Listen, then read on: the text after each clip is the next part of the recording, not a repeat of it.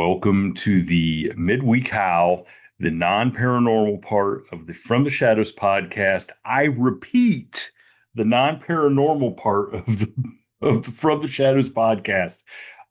We've got so many new members from some signing up. I don't want people to get on here and think we're going to talk about Bigfoot or Dogman unless we want to or something. I don't know. Usually don't want to talk about Bigfoot or Dogman. We got other stuff to talk about. But hey, and I never remind anybody on this part, but go to our website, the From the Shadows podcast, go to our social media, follow our social media, our Facebook, our Instagram, whatever. And if you want to get a hold of us, go to the contact page on the website and send me an email.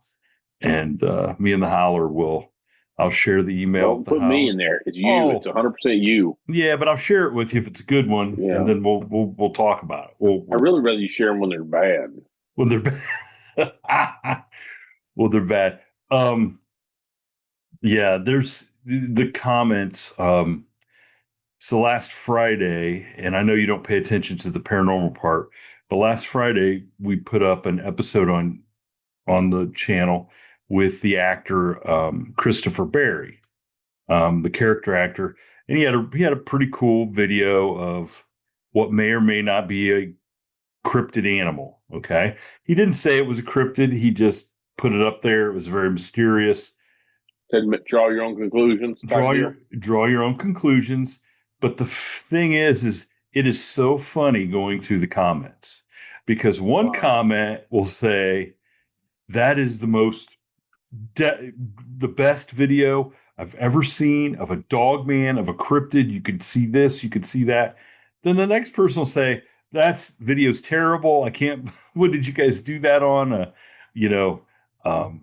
flip phone, a flip phone, and it's like, aren't you guys watching the same thing? So, but there's lots of people though that watch the YouTube stuff on great big, it's like television for them.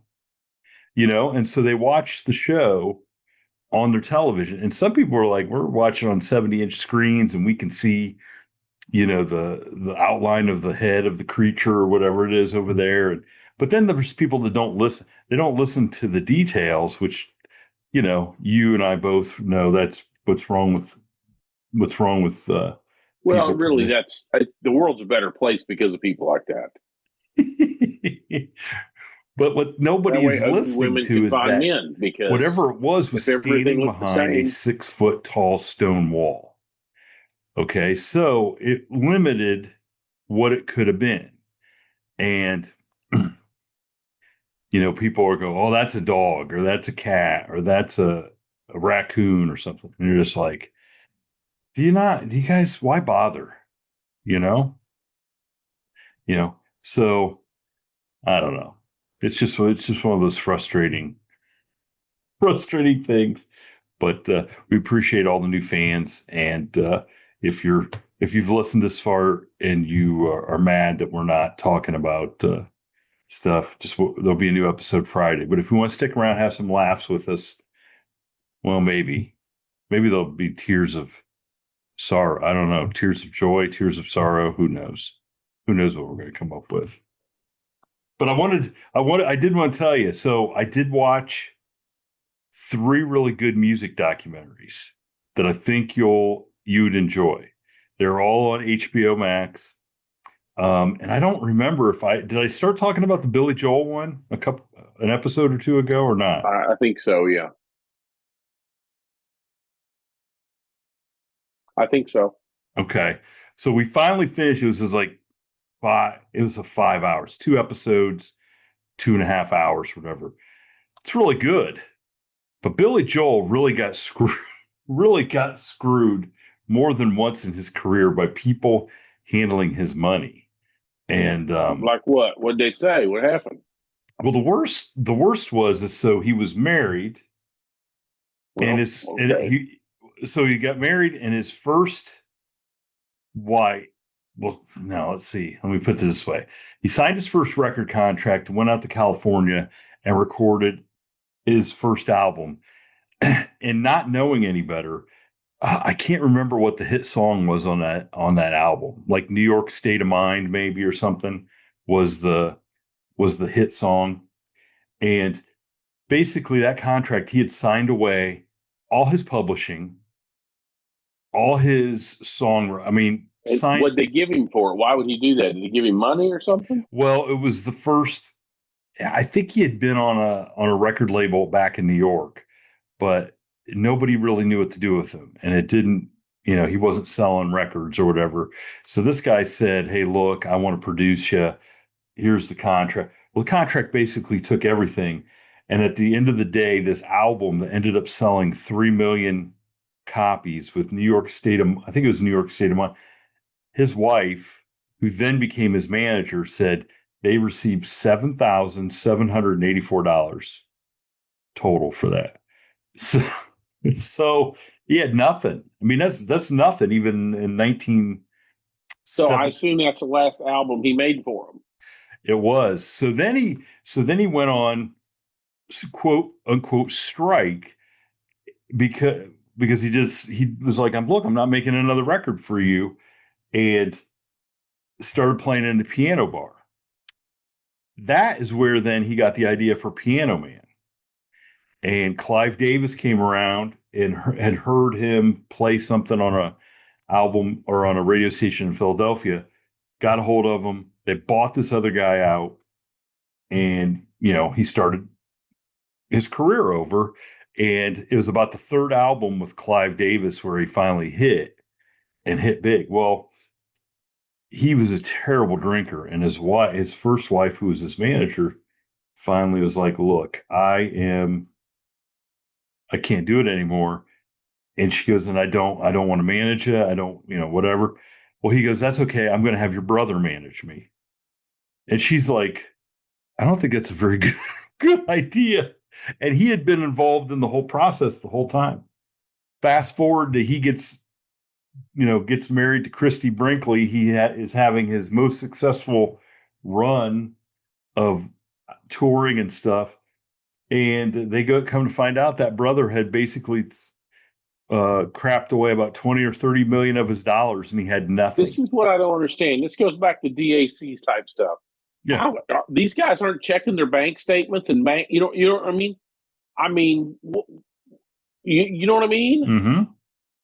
Well, I think what happens is the they are the commodity, and they know that they keep these guys so busy, okay, and they keep them on the road, and you don't know what day it Yeah, but is. why don't you just you get on the bus one day and say, "I need to see the bank account." Oh, I'm going to call Chase Manhattan and cut you off, Mister Manager. Go screw yourself. Well, that's what he ended up having to do because he owed, similar to DAC, he owed about $5 million to the IRS and didn't have the money to pay it. And he's like, "What do you mean?" So he didn't want to believe that this guy, his former brother-in-law, was screwing him over. Oh my gosh, family will screw you faster than Mexicans. Gee, many Christmas. Jeez. Anyway, um, so they go in there and they hire a forensic accountant, and they go in there and find that he just so That's screwing number two. hiring the forensic accountant. Yeah. So he goes back on the road, and it basically ruined his marriage to Christy Brinkley because he had to work nonstop for like 2 years.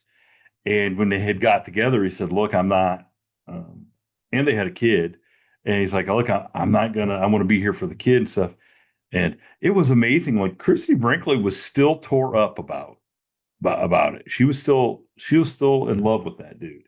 It was pretty obvious. That's because her fortunes have changed too. So she's probably wanting another slice of that, another punch of that meal ticket. He, Just well, saying. he is on his fourth marriage. He got married again, I There think, you in go. 2015, Some and people are just lucky like that. he has two kids. So he's 76 years old, and he has two kids under like 8 years old. I'm just like that. Like you're even if you live 10 years, you're still not going to see him really grow up, you know? That's just I don't know. But he looks at. I think he's sick right now too. He's got some I stuff would going be on. too. Yeah. So, but if anybody, people from our generation who remember like the all the good music all the good music he had, it was very interesting. It just, you and I know so many stories about these famous people that just have nothing left. Well, so Look is at it us. exactly? We have nothing left. Well, I didn't have that much to begin with, but we got nothing left. But the other doc that I watched that I thoroughly enjoyed was the one about yacht rock. Now What about it? you know what yacht rock is, right? Like they I do. I listened to it a while ago. I turn, if they got some Michael McDonald or something, I'll listen to it. But some of that stuff, there was a reason why nobody remembers it. well the funny thing is so they started doing this. They did in this documentary. They they discovered so the term yacht rock was coined like in 2005. There was a web series that these comedians did where they dressed up like Michael McDonald, Kenny Loggins, Yep. Hall and Oates, all those Yeah. guys. And it was really like they were they weren't so much as making fun of them as paying homage to them. Okay. And the guy that made the documentary is like, man, I just remember it was so funny or whatever. And that then created the momentum for yacht rock because then what happened was is because they said never there was really only one video and it was the last video that Michael McDonald did from remember the movie Running Scared with Gregory Oh yeah. Hines. Oh yeah. So they consider that what the heck was that song? The Running Scared theme, Shine Sweet Freedom, Yep. Shine. Freedom. Yep. They Hmm. consider that like the last yacht rock song that hit. And they said in the video, then Billy Crystal's wearing a Hawaiian shirt and they're in this like bar. So that kind of is the only time where the theme of yacht rock kind of fit in. So these comedians coined this term, it sticks, and there's this resurgence in Kenny Log because Kenny Loggins went on to have a great career in doing other stuff, doing other types of music and Michael McDonald and all that. And it was really kind of cool to see how tied into to each other they all were as session musicians and stuff. And they said, and so Toto is considered yacht rock.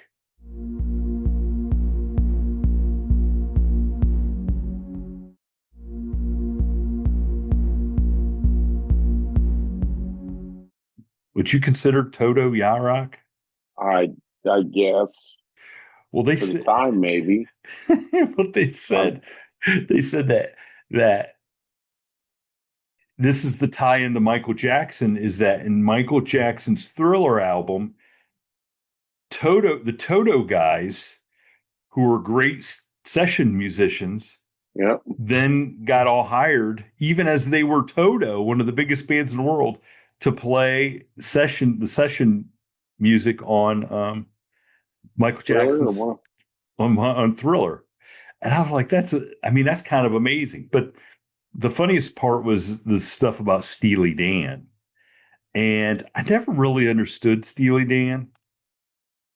But once they started talking about, they said those guys were such great songwriters and studio musicians that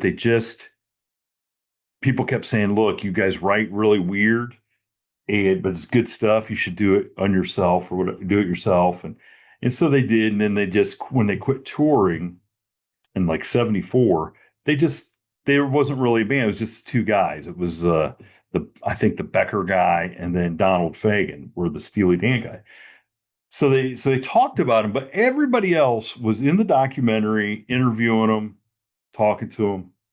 And so it gets to the end of the documentary, and the director says, "So if you wonder why Becker or Fagan were not featured in the documentary, well, here's why." And so he plays this phone call of him calling up Donald Fagan, and it's like yeah, I'm the guy that's making the documentary on Yacht Rock. And Donald Fagen's like, yeah. And he goes, well, I just want to kind of ask you some questions about what you feel your place is in yacht rock in the genre, and why it's lasted so long. And Donald Fagen goes, well, how about you go F yourself? Thanks. Why? Because he doesn't want to be associated with yacht rock, I or what? guess not. But he's in the rock and roll hall. They're in the Rock and Roll Hall of Fame. Steely Dan is. I looked it up, they sold 40 million albums. And they only had like 3 top 10 hits. But I mean, you can't hardly turn on a 70s radio station and not hear a Steely Dan song Sure. every, you know what I'm saying? So then I watched the BeeGees one. That was, I love the BeeGees. oh man, it was so good to see where they came from and how good they were writing songs and stuff. But Mm-hmm. it was kind of sad because, and I think isn't Barry Gibb, isn't he dead now too? I think there's only one left, isn't there? Okay, so it's Barry then. But Or is he gone too? I don't know. I don't know, but he was still He's alive never when gone in my heart. he's he was still alive in the documentary, and he's just like, man, he goes, I'm the last one left. They're all Right. gone. Yeah, I've seen that. Yep. They're all gone. And I mean, it was amazing. The demo tape they turned in when the guy, so the Yeah. guy that produced them bought the rights to Saturday Night Fever, to that article in the New Right. Yorker. Sure. And he said they picked out their favorite disco songs, and then they said, well, we got to get a couple from the Bee Gees. And they sent a tape that had 5 of the best songs on it. And it was like More Than a Woman, Mm-hmm. Disco Fever, Saturday, Yep. Staying Alive, all that. And they go, it was just amazing. It was like getting a winning lottery ticket in the mail. They said so. I don't know, man. I just read a story. The Powerball's up to 600 million, and the story linked with a thing that said the largest one in recent history was 1.3 billion. Remember, like in 2024, Yeah, yeah, yeah. Because we 2022. because we probably So talked they about got that. a check for $422 million. So That's if you're asking me if I'd rather have 4 or 5 number one songs this year or 422 million, the songs ain't worth what they used to be, but the lottery tickets sure are. But I will bet you to buy the rights to those 5 songs, it cost you a good. I wonder who owns them. I'm assuming Barry Gibb probably still owns the publishing. I would assume. I mean, those songs got to be worth 40, 50 million, just those 5 songs from Saturday Night Fever. Probably at least. I mean, they're nonstop. I'll bet you each one of those songs still makes $1 to $2 million a year just from airplane stuff. So yeah, so all our listeners, go check out those docs if you're from our generation, love that music. Even if you're not from the Yacht Rock one was great though. It was really great. I did not realize that and I don't even know this dude. He's a current guy. Thundercat, I've heard of him. But he did a song with Michael McDonald and Kenny Loggins. It's actually really good. Really good. It's actually really good. I don't know who anybody is. My wife and daughter went to about 3 concerts in the last month, and now I do know John Party on Saturday night State Fair. I know who he was just because I seen him in Jackson, Wyoming last year with them. So they went and Uh, saw him. Okay. Who else did they go and see? I don't know. Megan Maroney, does that sound right? Oh yeah, Megan Maroney's good. Never heard of her. And I forgot who the third one was. Somebody. So when you said Thundercat, it didn't matter, man. You might as well just say, whatever, Cat in the Hat, because I don't know who these people are. A guy I write with got a Christmas song cut by John Party last year on his Christmas album. Well, It's there you kind go. it's kind of cool. Yeah. Yeah, that's kind of a cool thing. Um, we got to give a shout out. Is Mm-hmm. this week high school football start in Missouri this Yeah. week? Oh, they've been doing practice. My son just walked out of here a while ago going to practice. But I mean, The game first when game is the 29th. No, first game is next week, the okay, 29th. so here in Ohio, first game's this week, which would be the 22nd, so it's a week early. We have a young listener, a high school senior, Lawson Bedford. Lawson Bedford, linebacker for the North Kingston Skippers. I'm not sure about the team name, the Skippers, but they're in Rhode Island. Lawson's a fan of the podcast. He reached out to me, was talking about some music and stuff. It's good to have young listeners. But I'm telling you, I kind of checked out the North Kingston Skippers. They're pretty legit. They've won a couple state titles here in the last. They're kind of like where your boy goes. And what's just called the Kingston, Rhode Island? North Kingston Skippers. So they're in North Kingston, Rhode Island. Now, what I couldn't figure out was, and this is probably only going to be interesting to the Rhode Island people, but when I was reading about their season last year, they missed. So there's a state playoffs and a regular playoffs. And so it must only take the top teams, like say the top 4 teams in a region must go to the state playoffs, but then there's a regular playoff. I can't imagine them like this weekend, like next week for our opener. I'm going to have to drive about 90 miles to go to it. 90 miles. Is that Yeah. it's not a league game, right? It's an out of league game. Well, I mean, it's on our schedule. I don't know. You mean are they in our conference? No, Yeah. they're out of conference, so I don't know. The problem is in our conference we don't have enough schools that are the same size as us. So how many league games then do you got to play? Like when I was going through school, we had 10 teams in our conference. So you played 9 conference games, and then the first game of the season was always non-conference. And we would always play Bucyrus, the city team. And then once they started messing around, then you had to pick up 2, 3 non-conference games because the conference would go down to 7, 8 teams or whatever. So, Right. and I know there's schools around here that can't get anybody to play them, and they'll have to drive, like you're saying, like an hour and a half. I mean, that's silly. Drive an hour and a half, 2 hours to play football. That's nothing. I was going to say some of them at the end of the season will be driving it, 2 hours. But that's for the playoffs, right? Yeah. Well, usually, yes. The playoffs will be a big drive, usually. Mm-hmm. Yeah, if we make the playoffs. I mean, I hate to be presumptuous. Well, I wishing Lawson luck, good luck on the season.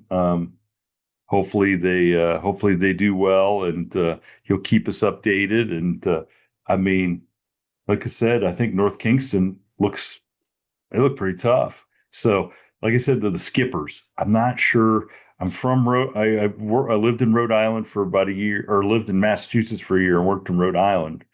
And the Skippers doesn't sound tough enough for a bunch of Rhode Island kids. But if you're the skipper, you don't have to be tough as long as the sailors are tough. As long as the people underneath you, right? This is an episode of Gilligan's I mean, if you go down to the Army, the general's usually not a badass, but he's got a few thousand of them underneath him. So, okay. All right. Well, I'll buy that. So tomorrow is my day off. I'm going to pick up I made a purchase. I don't know if you'll approve or not, but somebody that I know had a Dunkin Donuts drive-through sign. And they moved, and they asked me, because they know I love Dunkin Donuts, if I wanted to buy it off of them. So my wife and I on Friday stopped there. I couldn't even get the sign in my Suburban. It's that big. Couldn't you put it on the roof? I wasn't going to put it on the roof because it's just the one side hard plastic sign. Yeah. So sort of how are you going to get it then? So I'm going down with our truck tomorrow, and my buddy Jamie Thompson, who's the old bread man. He lives down there around the corner. Okay, so just making sure you got some adult supervision because you probably don't know shit about securing a load. I don't, mm-hmm. but I can do enough. I can do enough.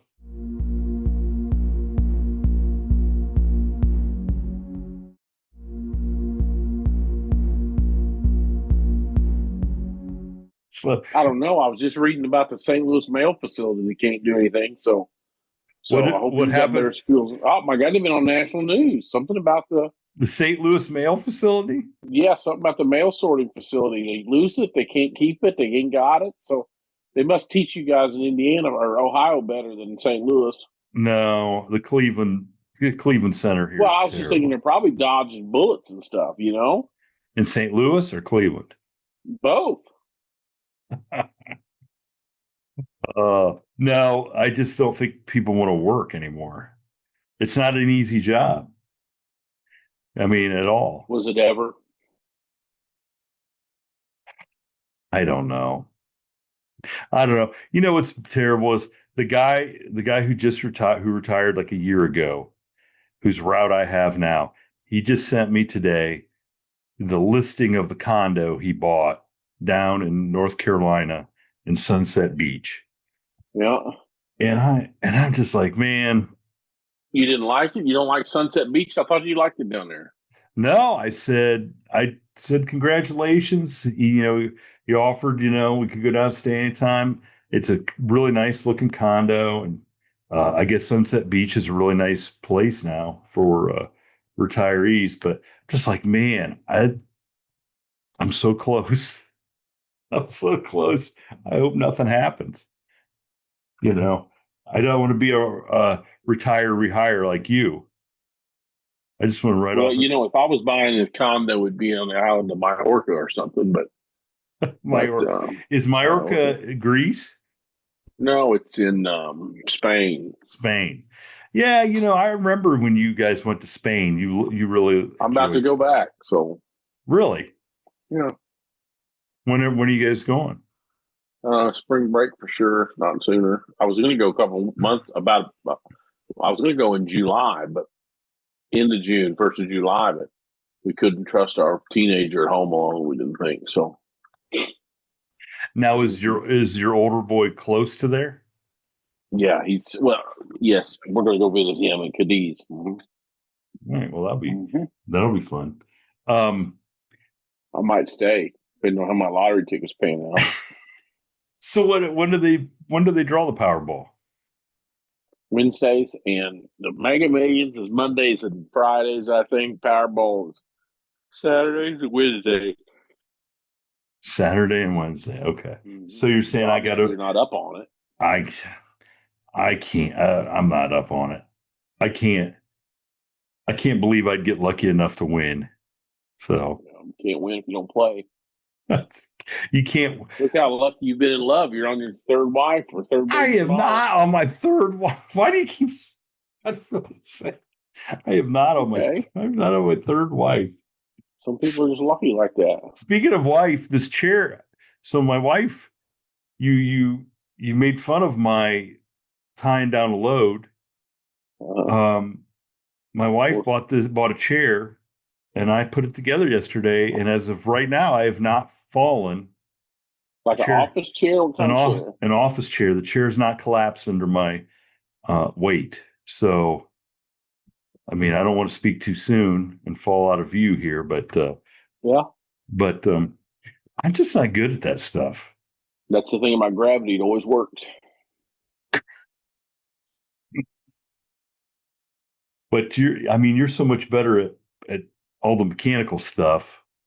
I just it just scares me. Well, Yeah, do just some scare. practice. I'm about to go work on my pool in a minute. Or you're gonna work on your pool?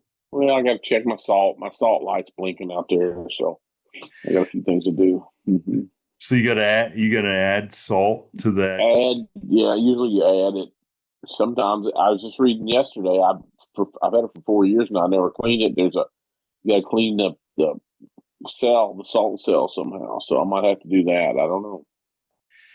Geez, does the salt corrode like It's all plastic. it's all plastic? Yeah. There's no steel or anything that Nah, some brass and some aluminum, but no, there's not much to corrode, man. Just could my skin. just so so is everybody back to school then in Missouri? By tomorrow, by next week for sure. The Catholic kids started last week. Most of the public schools around here start this week. So, The Catholic kids start different. well, but they needed a little extra, I guess, Or they just have or they they're just, paying their penance, right? The glory is in the suffering, right? So it's the glorious. that's what they say. It's not my words; it's their words. So the Catholic kids probably been worse all summer long. Is that what you're saying? No, I'm just saying maybe they have a higher calling. You know. Oh my gosh. Oh my gosh. Mm-hmm. Well, um, What the were we going to other, talk about tonight? I don't even remember. I don't know. We were going to talk about that, but I did have one story I wanted to one story to share here. How about this headline? A Michigan auto worker's wallet is found under a hood in Minnesota 151,000 miles later. A retired Michigan auto worker looked at a Facebook message after midnight from a stranger. Did you lose your wallet years ago? If so, it was in the engine bay of a car. So the guy whose wallet it was, Richard Guilford, couldn't believe what he was reading. So his trifold wallet was stuffed with $15, a Mm-hmm. driver's license, a work ID, gift cards from, I think it was Cabela's for $275 and lottery tickets. It could have been your wallet. Could have been a Um, lottery. Mine aren't in the wallet. Mine are mine. but it So he got it back after all those years. turned yeah, so this guy took it was a what was an Edge, Ford Edge. I'm Um surprised it lasted 101,000 miles. but he was working, it was, yeah, the wallet was discovered in June by mechanics. It was sandwiched between the transmission and the air filter box of a 2015 Ford Edge. So it must have fallen out. So what was it say? So the filter box wouldn't snap into place after the repair. So I messed around a little bit and then pulled it back, and there was the wallet sitting on the little edge where I needed to snap it down. I pulled the wallet out, and that was it. So he turned back the counter to 2014 around Christmas, and the guy was working on the same car at the Ford factory in Wayne, Michigan. It was in a long line of new vehicles assembled elsewhere that needed extra electrical work before being shipped out. He realized his wallet had fallen out of his shirt pocket and was certain he had lost it in a car, but figured it was on the floor of a Ford Flex, not an Edge. They searched 30 to 40 cars, and that was it. They, because of course they weren't looking in the right place. And so he's retired. But here, what did I read? That Cabela's it is going to replace that $250 worth of Cabela's. There was $250 worth of Cabela's and $25 Outback. So Cabela's is going to replace his gift card so he can keep his wallet as is. So they're going to, which I can't even believe it'd still be good. But he said they don't know if Outback is going to do the same thing. So there you go, man. Good for them. That's what Johnny Morrison. Mm-hmm. Yeah, I just like when I worked up in Detroit, those guys, I don't know if I ever told the story about the one guy said, "Don't ever buy a car on a Friday." And I'm like, I always heard that. Is that true? yeah, that's what he said. So the guy told me, he goes, "Don't ever buy a I thought car." it was Monday. No, he said, "Don't buy it on a Friday." And I go, "Why?" And he goes, "Because every Friday we pick out one car." And he said they'd either drop in a nut or a bolt in the back quarter panel inside of it. So you'd hear this rattling, and you'd never be able to find out what it was. And I'm like, "Are you kidding me?" And he goes, "Nope." He goes, "We do that every Friday. Pick out one car." And he goes, He goes, sometimes a guy will drop in a wrench and really, really shake it up. He goes, but you'd literally have to take that car apart to find out what was making that noise. Well, that's disheartening. That's I like it in some ways. So there you go. Don't ever buy a car. Don't ever buy a car. Don't ever buy a new one. I've never owned a new car in my life, so. Yeah, I know. I've owned one, and I bought it, and so my wife could drive it at the time. You learned that lesson, didn't you? Yeah, where were you to tell me not to do? You wouldn't listen to me anyway, but that's okay. Thank you for tuning in to this week's episode of the From the Shadows podcast. Until next time, never shy away from the darkness or what may be lurking in the shadows. We are out. God only knows what's hiding